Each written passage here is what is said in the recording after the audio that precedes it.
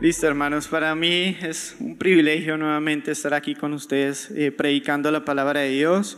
Y vamos a estar estudiando el texto que corresponde al día de hoy, que es Juan capítulo 10, desde el versículo 31 al 42. Este texto se conecta con lo que nosotros vimos hace 8 días. Y hace 8 días nosotros vimos un tema muy importante, aunque un poco controversial, pero muy importante, y es que el creyente puede estar seguro de su salvación, puede estar seguro de su vida eterna. ¿Por qué? Porque el buen pastor nos da vida eterna y estamos salvos y seguros ¿en qué manos? En las manos del Padre y en las manos de Cristo. Sí, entonces no sigamos, hermanos, en angustia pensando que podemos perder la salvación. Cuando nosotros estamos viviendo en una vida cristiana y estamos pensando, de pronto voy a perder mi salvación, de pronto el Señor me va a quitar su salvación, estamos viviendo en angustia, ¿sí? Porque nunca podemos estar confiados y seguros de que Cristo nos da salvación.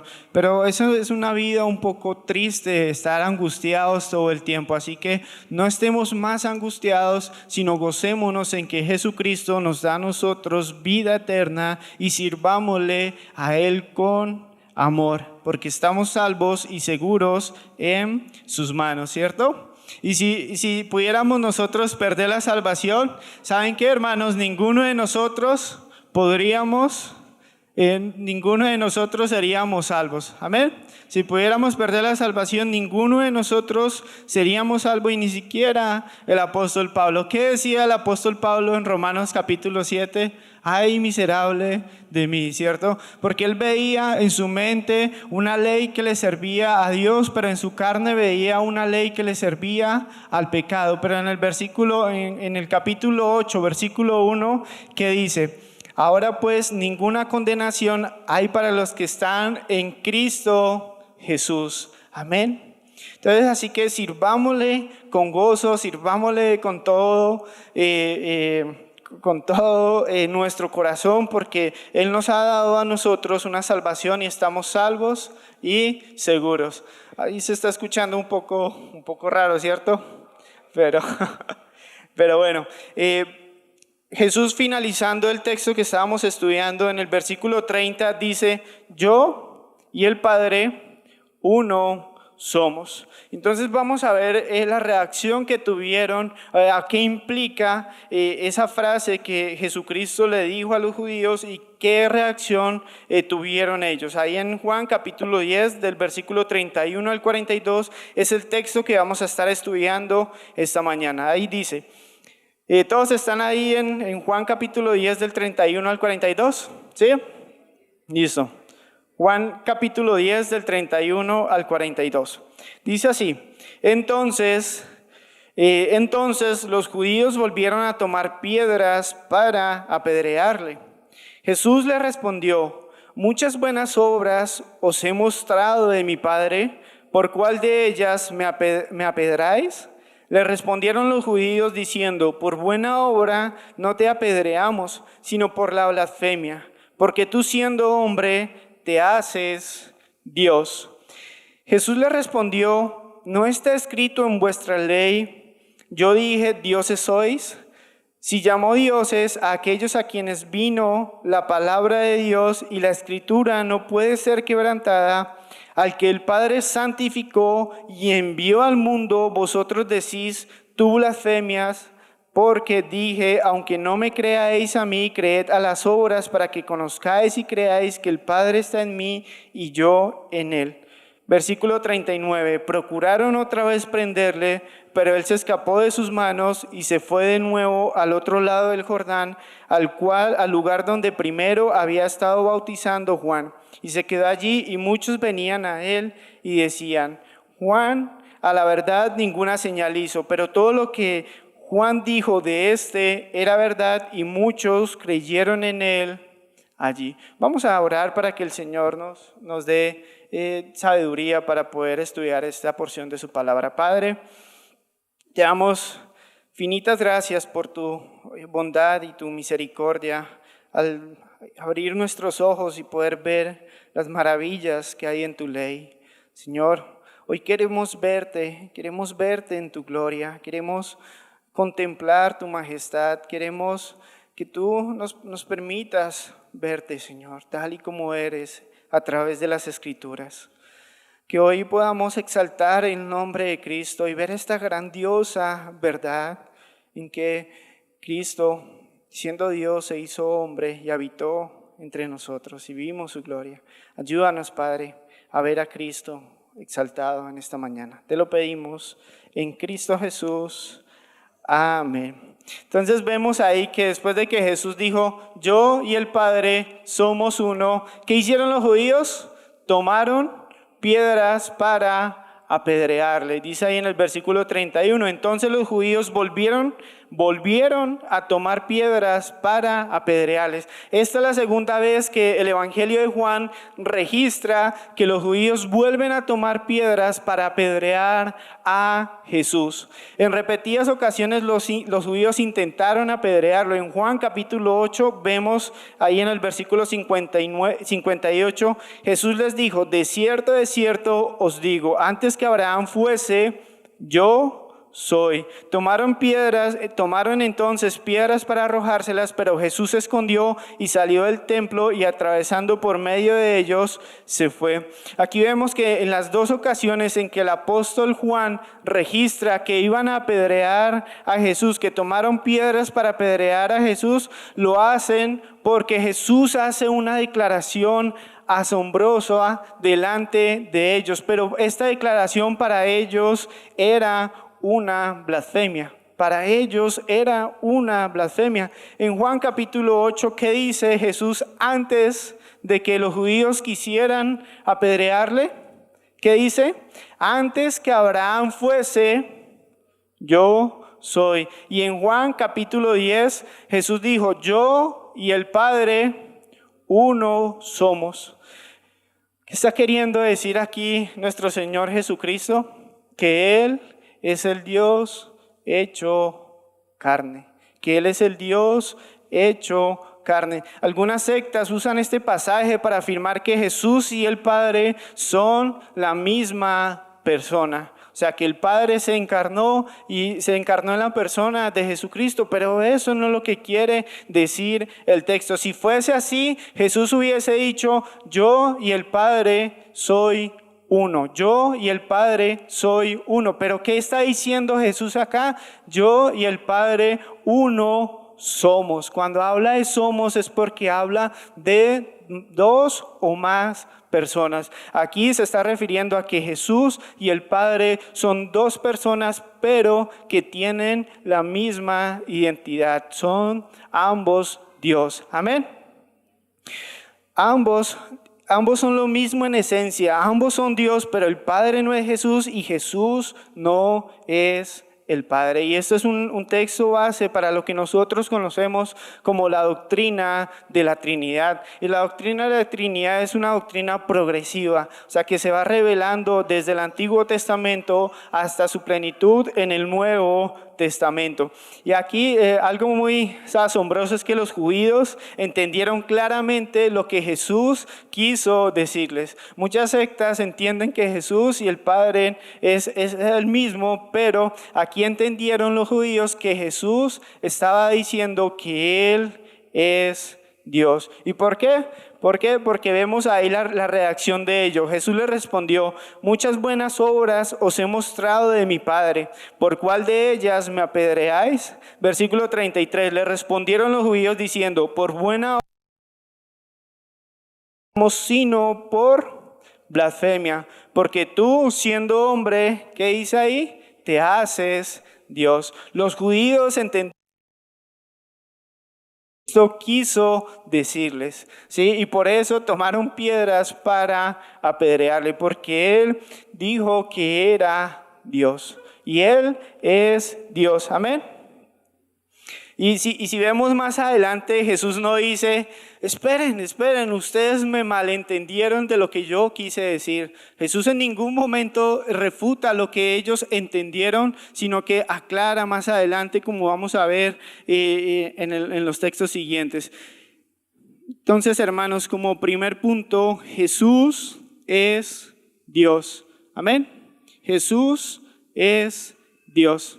¿Sí? Vamos a ver eso. En Juan, el apóstol Juan, desde el principio del Evangelio, declaró que Jesús es Dios. En Juan capítulo 1, versículo 1 dice: en el principio era el Verbo, y el Verbo era con Dios. Estaban ahí el Verbo y estaba Dios cara a cara, el Padre. Y el Verbo era Dios, y era en el principio con Dios. Juan capítulo 1, versículo 14 más adelante: y aquel Verbo fue hecho carne y habitó entre nosotros, y vimos su gloria, gloria como del unigénito del Padre, lleno de gracia y de verdad. Aquí el apóstol Juan, desde el principio del Evangelio, está declarando que Jesús es Dios, que Jesús es el Verbo hecho carne que habitó entre nosotros. Amén.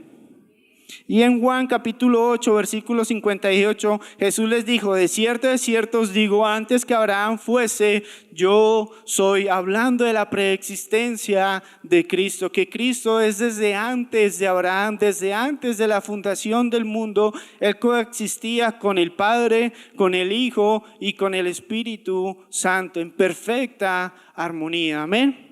En Apocalipsis capítulo 19, versículo 10, cuando el ángel lleva a Juan a mostrar esas visiones celestiales, Juan, ¿qué hizo? Ahí vemos en el versículo 10: yo me postré a sus pies para adorarle. O sea, Juan, ahí viendo todas las maravillas, se postra delante de un ángel. Y el ángel, ¿qué le dice?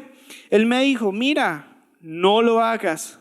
Yo soy consiervo tuyo y tus hermanos, y de tus hermanos que retienen el testimonio de Jesús. ¿Y qué le dice ahí más adelante? Adora a Dios, adora a Dios. El ángel no permitió que Juan se postrara para adorarle, y dijo: en vez de adorarme a mí, adora a Dios. Y nosotros vemos en los evangelios que Jesús recibió adoración. Jesús recibió adoración inclusive desde que Él era un niño. En Mateo capítulo 2, versículo 11, cuando Él estaba ahí recién nacido, ¿qué hicieron? Los magos fueron a visitarle ahí en el versículo 11, y al entrar en la casa vieron al niño con su madre María, y postrándose, ¿qué hicieron? Lo adoraron, y abriendo sus tesoros le ofrecieron presentes: oro, incienso y mirra. Cuando Jesús hizo una pesca milagrosa, ¿qué hicieron los que iban en la barca con Jesús? Le adoraron. En Mateo capítulo 14, versículo 33. Entonces los que estaban en la barca vinieron, ¿y qué hicieron? Le adoraron, diciendo: verdaderamente eres Hijo de Dios. Cuando Jesús se le reveló al ciego de nacimiento, y el ciego, ¿qué hizo? ¿Cuál fue su reacción? Cayó de rodillas y le adoró. Cuando Jesús resucita y se le aparece a Tomás en Juan capítulo 20, del 28 al 29, ¿qué dice Tomás? Entonces Tomás respondió y le dijo: Señor mío y Dios mío. Señor mío y Dios mío. Jesús le dijo: porque me has visto, Tomás, creíste. Bienaventurados los que no vieron y creyeron. Repetidas ocasiones vemos que le dan la oración a Jesucristo, y Jesucristo en ninguna de esas ocasiones Él rechaza la adoración, sino que la recibe, porque Él es Dios. Amén. Porque Él es Dios. ¿Y por qué es tan importante el hecho de que Jesús sea Dios? ¿Por qué es tan importante, hermanos? ¿Por qué es tan importante el hecho de que nosotros reconozcamos a Jesús como nuestro Dios? Si Jesús no es Dios, el sacrificio hecho en la cruz no sería suficiente para pagar una deuda infinita por nuestros pecados. Si Jesús fuese un hombre creado, o un ángel, como algunas sectas lo llaman, un ángel creado, no sería suficiente el sacrificio que Jesucristo hizo en la cruz para pagar por nuestros pecados. Que sería una creación más, un hombre más muriendo en la cruz por personas. Pero saben, hermanos, ¿por qué el sacrificio de Cristo es tan valioso para pagar todos nuestros pecados? Porque fue la sangre de Dios en la cruz derramada sobre ese madero para pagar por nuestros pecados. Amén. Pero algunos, ahí está la baby, pero algunos rechazan esta verdad. Algunos rechazan esta verdad de que Jesús no es Dios. ¿Quién es para ti Jesús? ¿Quién es para ti Jesús? ¿Es Dios o es un ángel o es otro hombre o es un buen profeta o es el hijo de un carpintero? Para ti, ¿quién es Jesús? ¿Es el Dios hecho carne habitando entre nosotros? ¿Que habitó entre nosotros? Hermanos, como aplicación acá, Él es digno de toda adoración. Amén. Él es digno de toda oración. Nosotros, ¿qué vamos a estar haciendo por la eternidad ahí en los cielos? Adorándole, cantando al Cordero que fue digno de morir por nuestros pecados, al Cordero que fue inmolado por nuestros pecados. Ahora, en Juan capítulo 10, versículo 34, Jesús le respondió: ¿no está escrito en vuestra ley, yo dije, dioses sois? Si llamó dioses a aquellos a quienes vino la palabra de Dios, y la escritura no puede ser quebrantada. Aquí vemos que Jesús se sigue defendiendo delante de los judíos. Imagínense por un momento, ¿alguien recuerda quizás cuando su mamá tomó una correa o tomó una chancleta o tomó la varita de la disciplina y les iba a pegar por mal comportamiento? ¿Qué hacía uno? Seamos sinceros. ¡Puf! Salía corriendo, ¿cierto? Salía corriendo para que no le alcanzaran a uno, y entre más uno corría, pues ya estaba uno salvo y seguro, ¿cierto? Pero aquí Jesús, imaginemos en esta escena, aquí Jesús están tomando piedras para apedrearle, para empezar a arrojárselas para matarle. Pero ¿él qué hace? Él se detiene y con mucha serenidad habla con ellos. Y recuerda la escritura y usa la escritura para su defensa. Y este texto es un poco difícil de interpretar, hermanos, porque dice ahí, Jesús le respondió: ¿no está escrito en vuestra ley, yo dije, dioses sois? ¿Cómo así? Ahí Jesús está citando el Salmos 82 del 1 al 5, y si quieren vamos ahí para poder aclarar un poco este tema. Yo no quiero que salgan pensando que todos nosotros somos dioses, ¿listo? Sí, como algunos dicen por ahí que somos dioses, ¿sí? Pero aquí vamos a ver qué es lo que hacía referencia Jesús cuando dijo: yo dije, dioses sois. Cuando la escritura dijo, dioses sois. En Salmos 82 del 1 al 5 dice: Dios está en la reunión de los dioses. ¿Cómo así? En medio de los dioses juzga.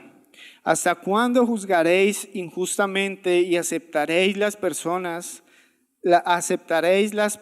de los impíos? Versículo 3: defended al débil y al huérfano, haced justicia al afligido y al menesteroso, librad al afligido y al necesitado, libradlo de manos de los impíos. Versículo 5: no saben, no entienden, andan en tinieblas, tiemblan todos los cimientos de la tierra. Yo dije, vosotros sois dioses y todos vosotros hijos del Altísimo. Aquí en este salmo, ¿a quién se está refiriendo como a dioses? En este salmo, ¿a quién se está refiriendo a dioses? Está refiriéndose a hombres que tenían la función de jueces, a hombres que tenían la función de jueces, y no eran hombres divinos, no tenían alguna divinidad, solamente que estaban haciendo una función de juez. Y recordemos que nuestro Dios es el juez supremo, ¿sí?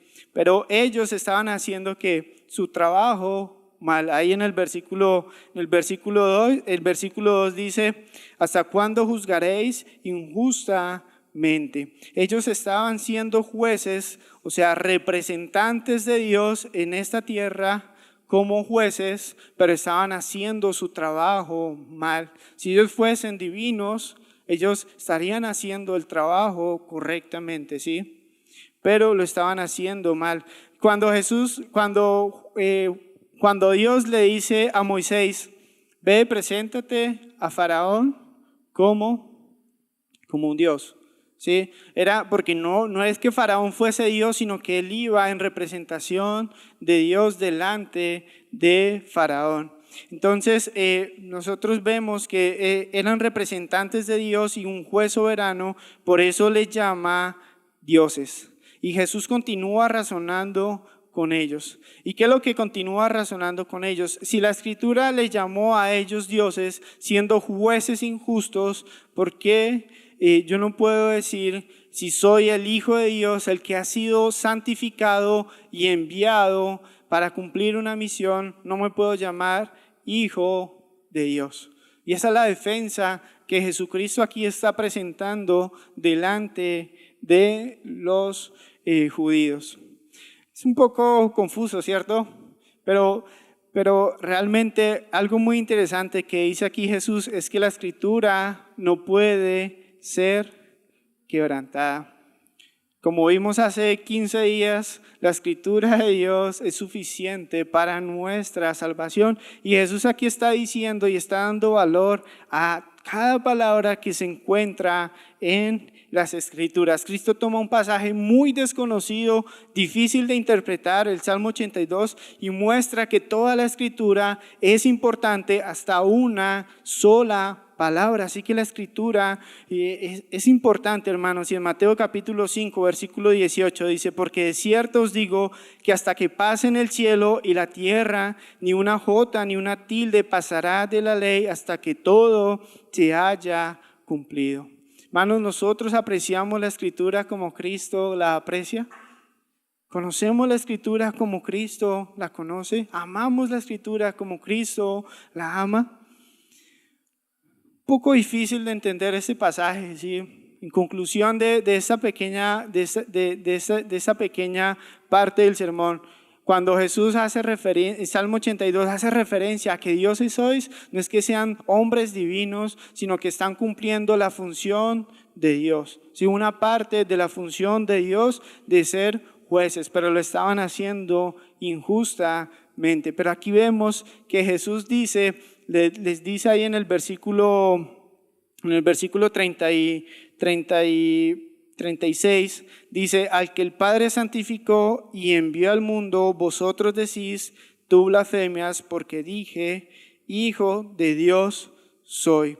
Aquí está hablando Jesús de que Él ha sido ¿qué? Santificado y enviado al mundo.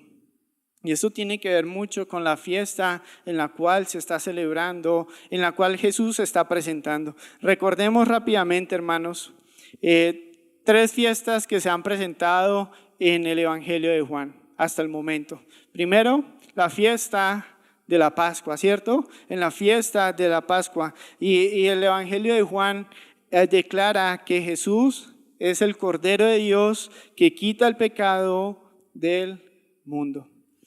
Se ha celebrado la Pascua en lo que hemos leído y Juan declara que Jesús es el Cordero de Dios que quita el pecado del mundo, haciendo referencia a que Cristo es el cumplimiento de la fiesta de la Pascua y es mayor que la misma. ¿Quién cumplió? ¿Quién es el verdadero Cordero Pascual? Cristo Jesús, ¿sí? Fue presentado como el Cordero que quita el pecado del mundo. Así que Él es mayor que la fiesta que estaban celebrando los judíos en aquel tiempo. Estábamos viendo también, vimos la fiesta ¿recuerdan la última fiesta que vimos, la anterior? La fiesta de los tabernáculos, ¿cierto? O también llamada fiesta de la cosecha o de los primeros frutos. Y para que haya fruto, ¿qué se necesita? Se necesita agua y se necesita luz, ¿cierto? Y en medio de esas fiestas, Jesús dijo en Juan capítulo 7, versículos 37 a 38, en el último y gran día de la fiesta, Jesús se puso en pie y alzó la voz diciendo, si alguno tiene sed, venga a mí y beba. Y el que cree en mí, como dice la Escritura, de su interior correrán ríos de agua viva. Y más adelante en Juan capítulo 8, versículo 12, dice, otra vez Jesús les habló diciendo, yo soy la luz del mundo. Aquí Jesús, ¿qué está haciendo? Delante de los judíos se está presentando como mayor que las fiestas que ellos estaban celebrando. Amén. Eso es asombroso. Eso es asombroso cómo el Evangelio va relatando cada fiesta y Jesús es el cumplimiento de cada una de ellas y es mayor que cada una de ellas. Y estamos ahorita estudiando en ¿cuál fiesta? ¿Alguien recuerda hace 8 días? La fiesta de la dedicación. ¿Y qué pasó en esa fiesta? ¿O por qué se celebraba esa fiesta? La fiesta de la dedicación. Recordemos que entre el periodo entre el Antiguo Testamento y el Nuevo Testamento, el templo de Dios fue secuestrado por los sirios, ¿cierto? ¿Y qué hicieron en ese periodo de tiempo? Sacrificaron cerdos ahí en el templo, profanaron el templo de Dios. Y una familia, la familia de Judas Macabeo, se levantó para reconquistar el templo. Como un guerrillero ahí en las montañas, iba atacado a los sirios por grupos pequeños y hasta que volvió a tomar el control del templo, ¿sí? Y el templo fue reedificado o vuelto a volver a presentar sacrificios a Dios. O sea, el templo fue ¿qué? Santificado nuevamente para Dios. ¿Y qué está diciendo Juan en el versículo 36? Aquel que el Padre santificó y envió al mundo, vosotros decís, tú blasfemias. ¿Cómo se está presentando Jesús delante de los judíos como en esta fiesta? Como el enviado y santificado, como el que ha sido realmente apartado para la misión de Dios. Vemos que en estas 3 fiestas que está relatando Juan en los evangelios, Jesús se presenta como el cumplimiento y como mayor que cada una de estas fiestas.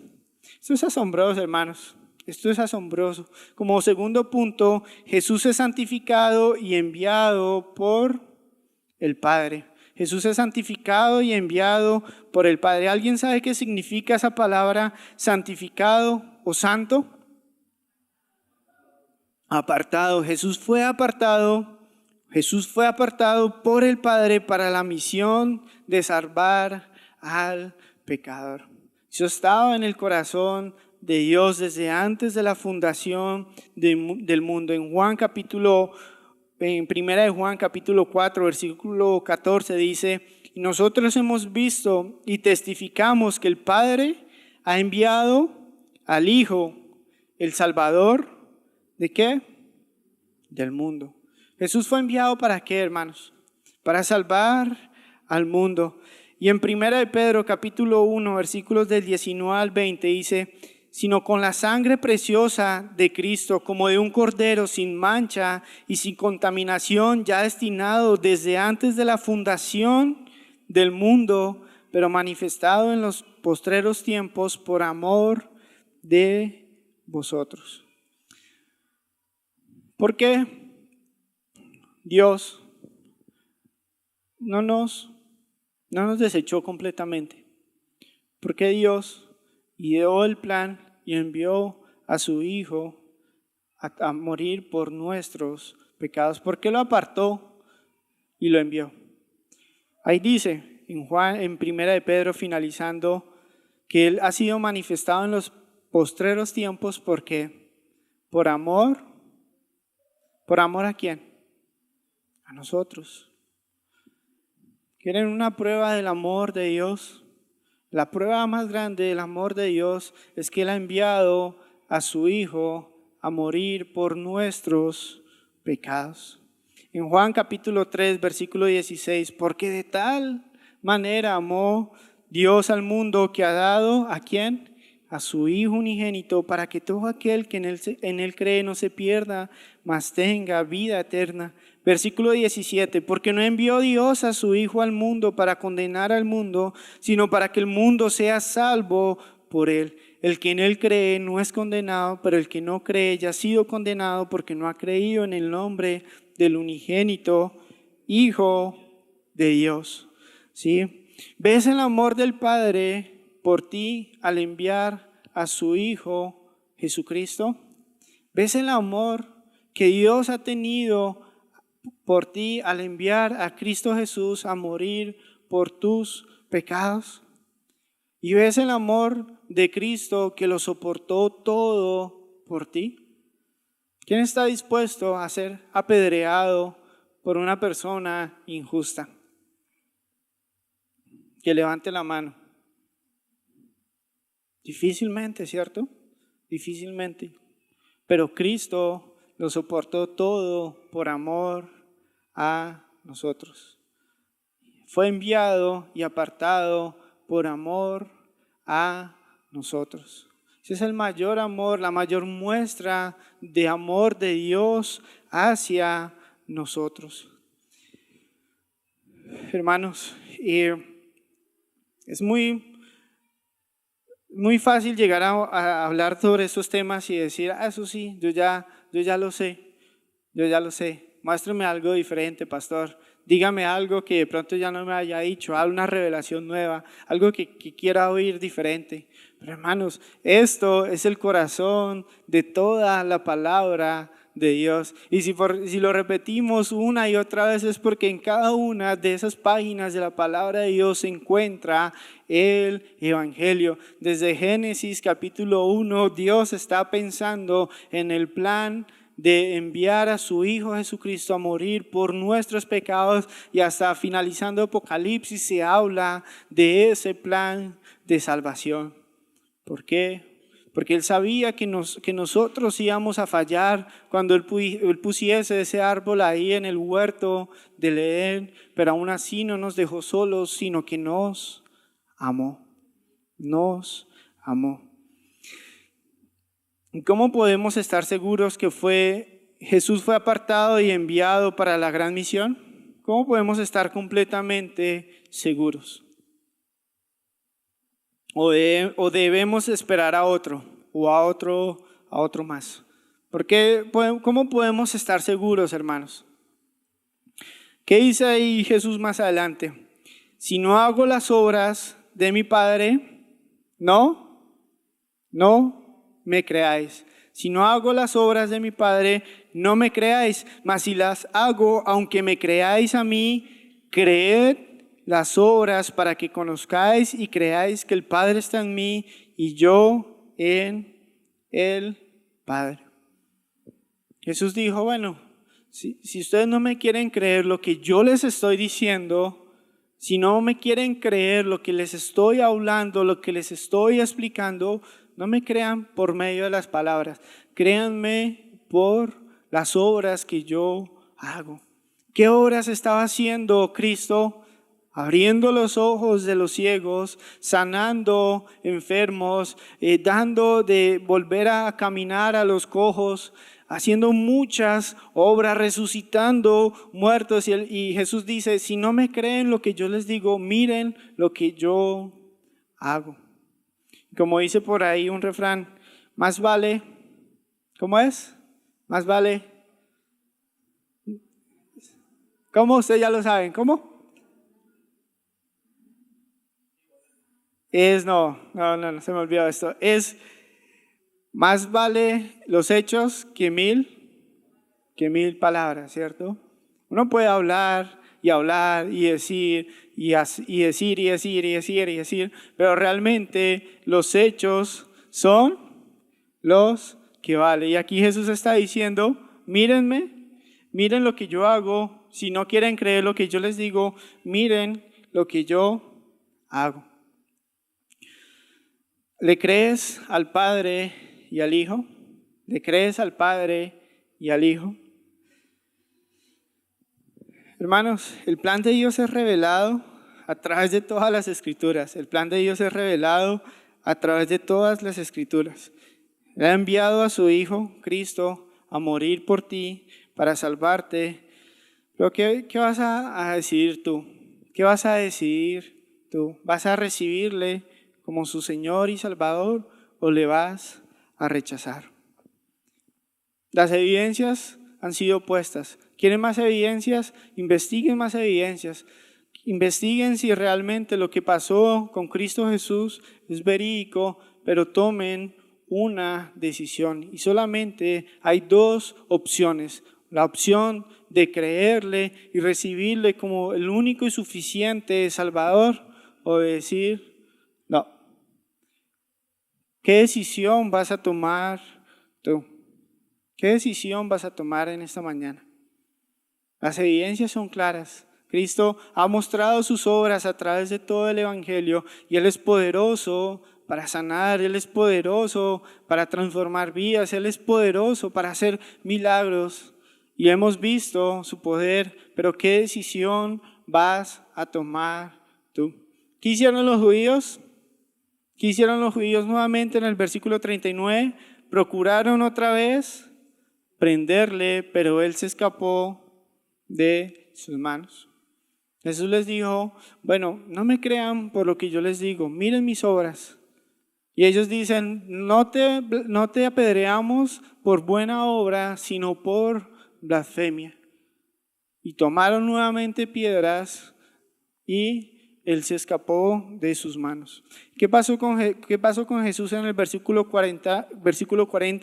Y se fue de nuevo al otro lado del Jordán, al lugar donde primero había estado bautizando Juan, y se quedó allí. Jesús salió del centro de la religión judía ahí en Jerusalén y se fue al otro lado del Jordán. O sea que pasó esa barrera, barrera natural que era el río de Jordán y se estableció a donde primero estaba Juan el Bautista. Y aquí se cierra un capítulo o un texto, un tema, un megatema del Evangelio de Juan, que es el testimonio público del Señor Jesucristo, el ministerio público del Señor Jesucristo. Y Jesús regresa a donde iniciamos nosotros en Juan capítulo 1. ¿A dónde? A donde estaba Juan el Bautista bautizando. Ahora Jesús va a enfocar su ministerio, ¿para qué? Para lo que iba a suceder. ¿Y qué iba a suceder? Él iba a ir a morir en la cruz y a resucitar al tercer día. Y Él empieza a pasar tiempo con sus discípulos para preparar todo lo que iba a venir y acontecerle a Él. Pero algo muy interesante aquí es que Jesús sale del centro de la religión judía. ¿Y ahora qué tenían que ir a hacer las personas que querían ir a buscar a Jesús? Salir de Jerusalén, salir del centro de la religión e ir a donde estaba Jesús.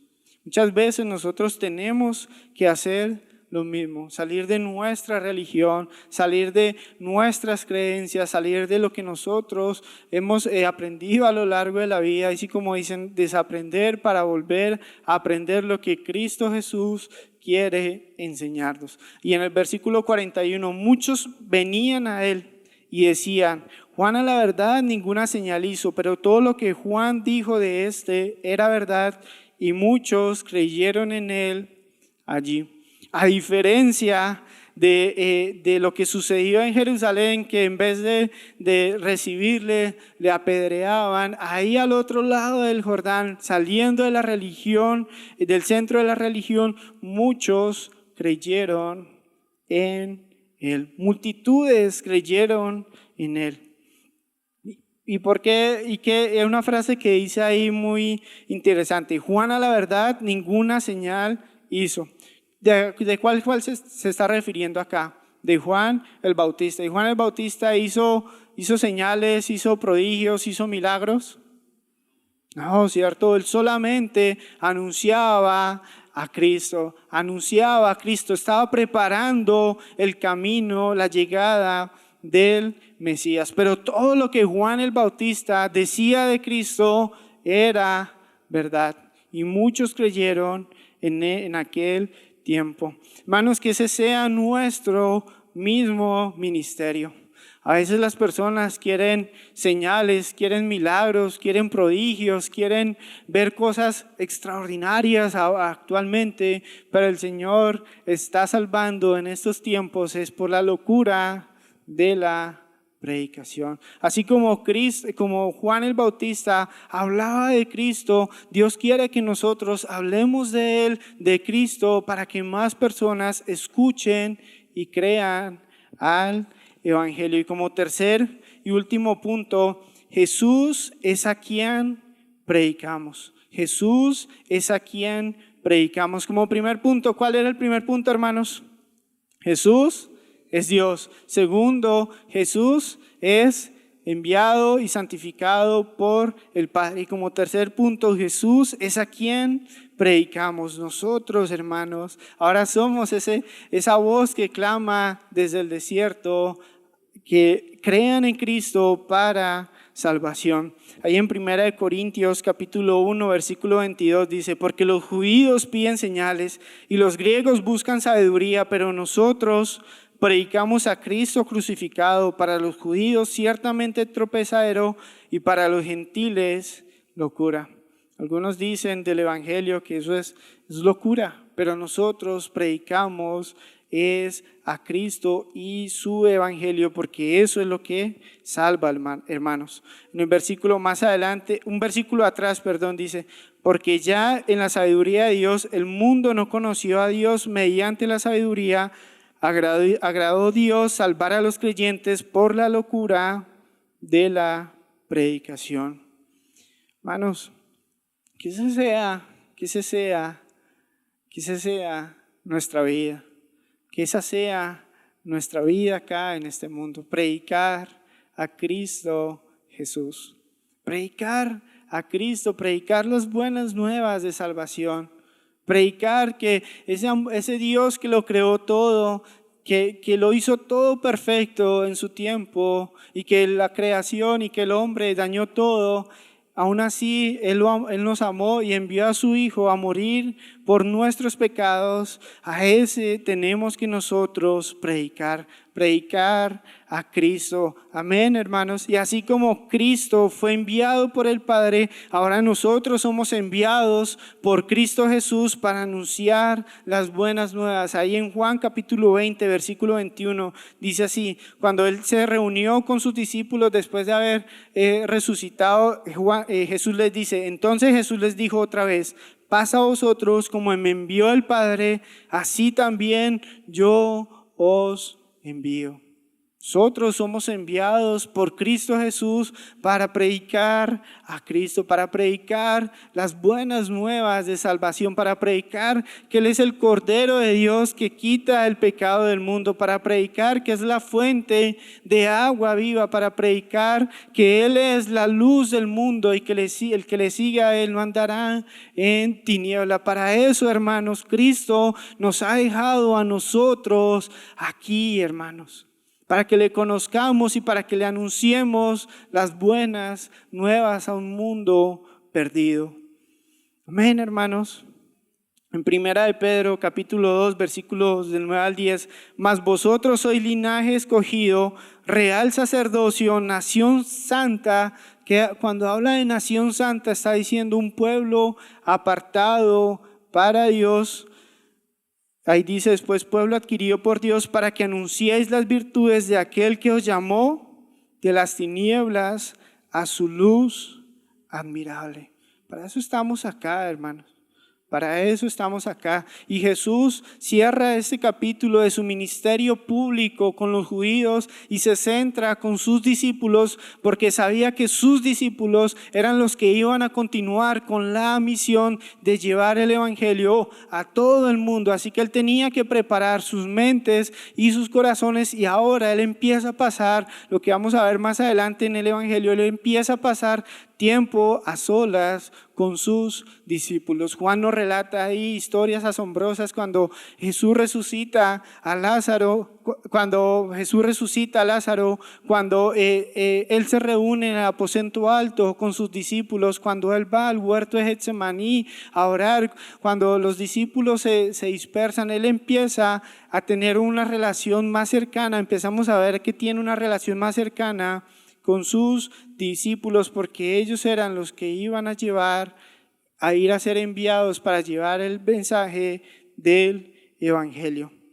Y ahora, hermanos, pues gracias a Cristo, gracias a su plan que Él ideó y ejecutó, gracias a los apóstoles que fueron obedientes al llamado de Cristo, ahora a nosotros nos ha llegado el Evangelio a nuestras manos.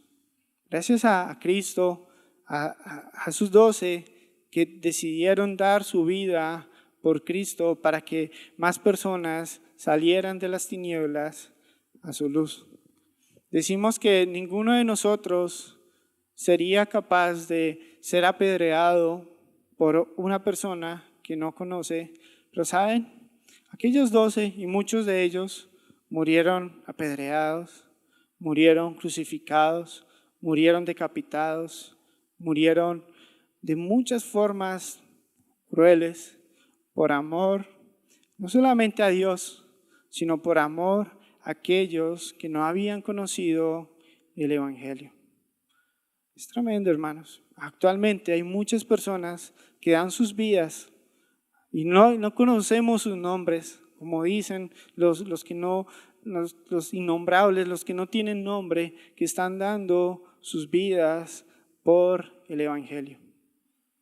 Hermanos, es la urgencia de predicar el Evangelio de Cristo. Así como Dios envió a Jesucristo, Jesús nos envía a nosotros a predicar el mensaje de la salvación. Amén, hermanos. Como conclusión, Jesús no es el Padre. Jesús no es el Padre. Jesús es Dios. El Padre es Dios. ¿Y esto cómo cambia tu perspectiva acerca de Cristo? Ahora, ¿cómo ves a Cristo? Él merece toda la adoración, hermanos. Adorémosle en espíritu y en verdad, como dice la palabra. Otra conclusión, hermanos, Jesús es el cumplimiento de todas las fiestas judías. Vimos ahí la fiesta de la Pascua, la fiesta de los tabernáculos, la fiesta de la dedicación. Él es mayor que todas esas fiestas y Él es el cumplimiento de cada una de ellas. Ahora Cristo nos envía al mundo para anunciarle y que el mundo sea salvo oyendo el Evangelio y depositando su fe. ¿Estás dispuesto a ir al mundo y predicar el Evangelio por amor a Cristo y a las personas? ¿Estás dispuesto, hermano, amigo? Vamos a orar y a un deseo, hermanos. O sea, yo sé que hoy fue mucha Biblia, muchos textos, muchos temas, pero mi oración desde este sermón, para mí no fue fácil preparar este sermón. Un tema un poco complejo, pero mi oración en todo tiempo fue que pudiéramos ver a Cristo glorificado, que pudiéramos ver a Cristo glorificado. Por eso nombré cada una de las fiestas y les mostré que Cristo es mayor que cada una de ellas y Él es el cumplimiento de cada una de ellas. Entonces glorifiquemos a Cristo, pongamos los ojos en Cristo y vivamos para Él. Él merece toda la oración y Él merece que nosotros rindamos nuestras vidas a Él. Amén. Vamos a orar. Padre, damos gracias por tu palabra. Gracias por tu amor que se ha manifestado en la cruz, que siendo nosotros pecadores, y que siendo nosotros los que éramos enemigos tuyos, tú nos amaste y moriste en la cruz. Tú soportaste tanto por amor a nosotros. Ahora ayúdanos a amarte, a entender ese amor sacrificial, ese amor ágape que tú has tenido para con nosotros y asimismo a amar a otros. A veces pensamos más en nosotros mismos, pero tú no. Tú estabas pensando y fijando los ojos en aquellos que iban a creer en ti para ir a esa cruz y morir por nuestros pecados. Ayúdanos a verte a través de cada una de las páginas de las Escrituras, que podamos ver cuán glorioso y cuán grande eres. Eres el Cordero que has venido a este mundo a quitar nuestro pecado.